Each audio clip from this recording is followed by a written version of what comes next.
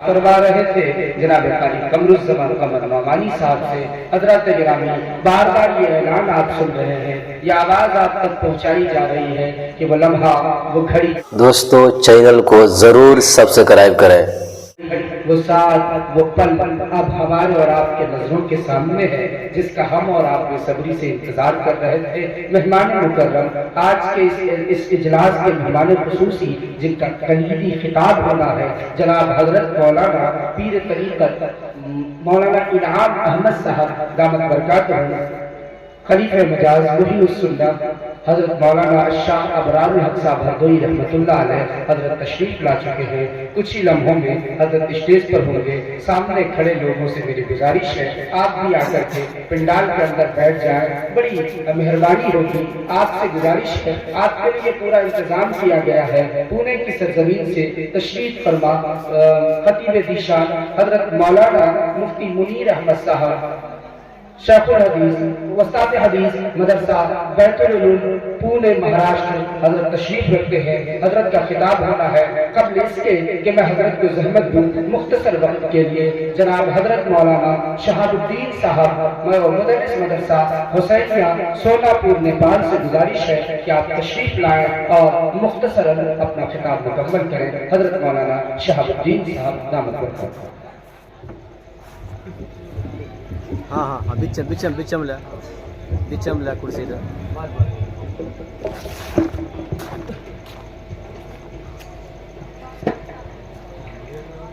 नहमदुहु व नुसल्ली अला रसूलिहिल करीम, अम्मा बाद। अऊज़ु बिल्लाहि मिनश शैतानिर रजीम, बिस्मिल्लाहिर रहमानिर रहीम। यरफ़इल्लाहु अल्लज़ीना आमनू मिनकुम वल्लज़ीना ऊतुल इल्म दरजात। वक़ाल नबी सल्लल्लाहु अलैहि वसल्लम तलबुल इल्मि फ़रीज़तुन अला कुल्लि मुस्लिमी व मुस्लिमा औ कमा क़ाल नबी अलैहि सल्लतु वस्सलाम। स्टेज पर रौनक अफरोज़ उलमाए किराम और मुअज़्ज़ज़ सामिईन, वक्त की तहदीद ने मुझे बांध दिया है और इस मुख्तसर वक्त में न आपके सामने कोई तमहीदी बात कर सकते हैं और न ही यहाँ के मदरसे के मुताल्लिक़ जो मेरा क़ल्बी ताल्लुक़ है, मैं इस सिलसिले में आपके सामने कोई लंबी बात नहीं कर सकता। मुख्तसर ये है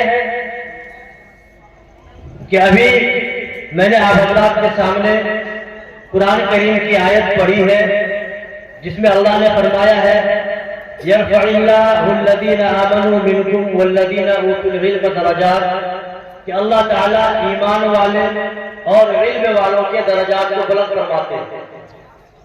तो अल्लाह ने इल्म वालों का मकाम बुलंद किया है और इल्म वाले चाहे वो औरत हो चाहे वो मर्द हो, किसी की तक़यीद नहीं है, कोई मुक़य्यद नहीं है। मर्द हो या औरत हो, जो इल्म वाले हैं अल्लाह उसके मकाम को ऊंचा करते हैं। और हदीस पढ़ी है तलबुल इल्मि फ़रीज़तुन अला कुल्लि मुस्लिमी व मुस्लिमा, इल्म का तलब करना हर मुसलमान मर्द औरत पर फर्ज है। हम लोग लड़कों की तालीम के ऊपर तवज्जो तो देते हैं, आमतौर से लड़के हमारे आलिम बनते हैं, हाफिज बनते हैं, लेकिन हमारी लड़कियां बहुत ही कम है, तो आलिमा है और हाफिजा है। उनके इल्म की तरफ तवज्जो हम कम देते हैं। जबकि किसी बुजुर्ग का मौक़िफ़ है, मर्द पढ़ा तो फर्द पढ़ा, औरत पढ़ी तो खानदान पढ़ा। अभी जैसा कि क़ब्ल इक़रा मुफ़क्किर मिल्लत बहुत ही हस्सास और नब्बास, बहुत ही मुतहर्रिक और फ़आल शख्सियत जिला अररिया की जमीयत के जनरल सेक्रेटरी है मौलाना मुफ्ती अतहर साहब कासमी दामत बरकातहू ने अपने खिताब में फरमाया था, मुफ्ती वलीउल्लाह साहब के खानदान के ताल्लुक से बयान फरमाया था कि वो फरमाते हैं कि हम लोग भाई बहन कोई अलग से मदरसा में नहीं पढ़े। मेरी माँ हाफिज़ा थी और उनके हाफिज़ा होने की वजह से घर में हमारे बड़े भाई भी घर ही में इल्म किए, छोटे भाई भी घर ही में میرے بہن کے قرآن کی حافظہ بنی گھر کے اندر، ایک گھر کے اندر ایک حافظہ ہوئی، پورا گھرانہ حفاظ کرام کا ایک جماعت تیار ہو گئی۔ اس لیے کہا کہ مرد پڑھا تو فرد پڑھا، عورت پڑھی تو خاندان پڑھا۔ اس لیے عورتوں کی تعلیم کی طرف توجہ دینا نہایت ضروری ہے۔ جہاں مردوں کے علمی کارنامے ہیں، عورتوں کے بھی کارنامے مردوں سے کم نہیں ہیں۔ آپ کسی بھی بڑے سے بڑے عالم کو دیکھیں، بڑے سے بڑے اللہ کے ولی کو دیکھیں، اس کے پیچھے کسی نیک خاتون کا، تعلیم و تربیت یافتہ عورت کا ہاتھ ہوتا ہے ان کی ولایت کے لیے اور ان کے علم کے مقام تک پہنچنے کے لیے۔ خود اللہ کے نبی صلی اللہ علیہ وسلم جس کا مقام اللہ کے بعد اس کا درجہ ہے، مجھے نہیں معلوم مجھے کیا علم کیا تم ہو، خدا جانے کے کیا تم ہو، بس اتنا جانتا ہوں محترم بادل خدا تم ہو۔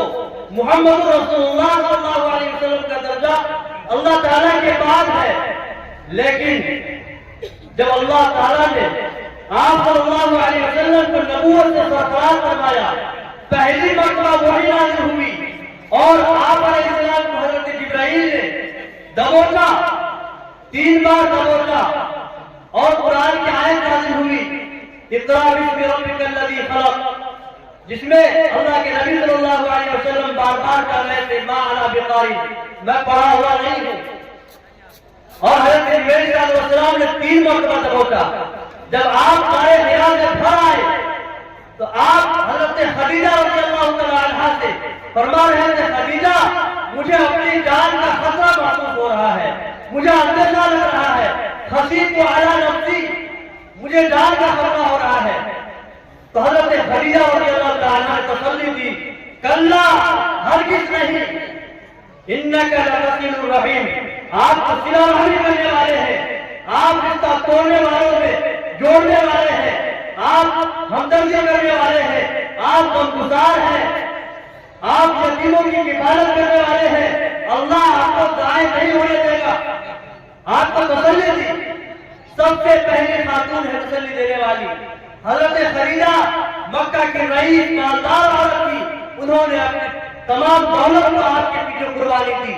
اسلام کے اندر سب سے پہلی دولت کو قربان کرنے والی ایک خاتون ہے، جن کی وجہ سے اللہ کے نبی صلی اللہ علیہ وسلم کو تقویت ملی۔ سب سے پہلی وحی سننے والی اگر کوئی ہے تو وہ حضرت خدیجہ رضی اللہ تعالی عنہا ہے، اور سب سے پہلا حافظہ قرآن کا حافظہ سب سے پہلی وہ حضرت عائشہ رضی اللہ تعالی عنہا ہے۔ ان کے علم کا مقام بھی ایسا ہے، پوری دنیا کے علماء، حضرت مولانا سید طاہر حسین گرامی رحمت اللہ علیہ کے مقولہ کے مطابق پوری دنیا کے علماء حضرت عائشہ کے جیب کے علم کی طرح ہے، ان کے علم کا مقابلہ نہیں ہو سکتا۔ سوالات صحابہ میں 150 صحابہ تقریباً ایسے ہیں جو محدثین، مفسرین اور محققین میں مشہور ہیں، ان 150 علماء میں سے بھی منتخب صحابہ 14 صحابہ ہیں، جن کے پاس بڑے بڑے قلیل مقدس صحابہ علمی رسوخ کو حاصل کرنے کے لیے، مسائل معلوم کرنے کے لیے آیا کرتے تھے۔ ان 14 صحابہ میں سے حضرت عائشہ رضی اللہ تعالی عنہا کا بھی نام آتا ہے۔ اتنی بڑی عالمہ تھی، ان کے علم کی وجہ سے دنیا کے